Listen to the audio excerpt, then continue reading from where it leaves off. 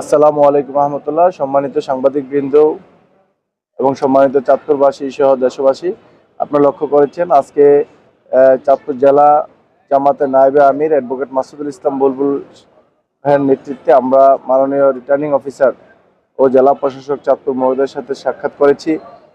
বিভিন্ন নির্বাচনী আচরণবিধি প্রসঙ্গে, বিশেষ করে এমপিভুক্ত শিক্ষকদের নির্বাচনে কার্যক্রম করা অথবা না করা এই বিষয়ে আমরা মাননীয় প্রধান নির্বাচন কমিশনার বরাবর একটা দরখাস্ত দিয়েছি। জেলা রিটার্নিং অফিসারের মাধ্যমে এই বিষয়ে বিস্তারিত বক্তব্য দিবেন চাঁদপুর জেলা জামাতের সংগ্রামী নায়েবে আমির জননেতা অ্যাডভোকেট মাসুদুল ইসলাম বুলবুল। জি, আসসালামু আলাইকুম রহমতুল্লাহি বরাকাত। সম্মানিত সাংবাদিক বন্ধুগণ, সম্মানিত চাঁদপুরবাসী, দেশবাসী, আমরা আজকে চাঁদপুর জেলা রিটার্নিং অফিসারের কাজ এবং জেলা প্রশাসক চাঁদপুরের সাথে সাক্ষাৎ করেছি। একটা দরখাস্ত প্রদান করেছি আমরা প্রধান নির্বাচন কমিশনার বরাবর। সেটার বিষয় হচ্ছে আমাদের বেসরকারি শিক্ষা প্রতিষ্ঠানে এমপিওভুক্ত শিক্ষকদের আসন্ন জাতীয় সংসদ নির্বাচনের প্রচারণা কাজে বাধা প্রদানের বিষয়ে আইনানুগ ব্যবস্থা গ্রহণ প্রসঙ্গে। আপনারা সবাই জানেন যে গত ত্রয়োদশ জাতীয় সংসদ নির্বাচনের তফসিল ঘোষণার পর সেখানে আচরণবিধিতে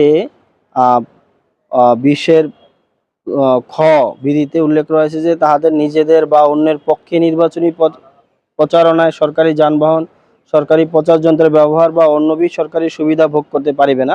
এতদুদ্দেশ্যে সরকারি, আধা সরকারি, স্বায়ত্তশাসিত সংস্থার কর্মকর্তা কর্মচারী বা কোনো শিক্ষা প্রতিষ্ঠানের শিক্ষক বা কর্মকর্তা কর্মচারীকে ব্যবহার করতে পারবে না।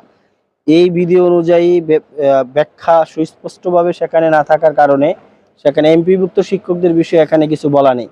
এই বিধিতে যা বলা হয়েছে, সরকারি শিক্ষা প্রতিষ্ঠানের কর্মকর্তা কর্মচারী বা সরকারি অন্য কোনো প্রতিষ্ঠানের কর্মকর্তা কর্মচারীদের বিষয়ে তারা নির্বাচনী কোনো প্রার্থীর পক্ষে প্রচারণার কাজে অংশগ্রহণ করতে পারবে না।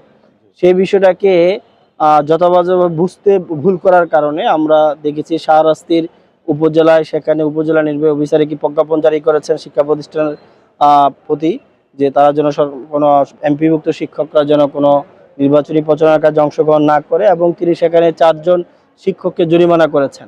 আমরা সেটা আইনের সম্পূর্ণ বিপরীত মনে করি।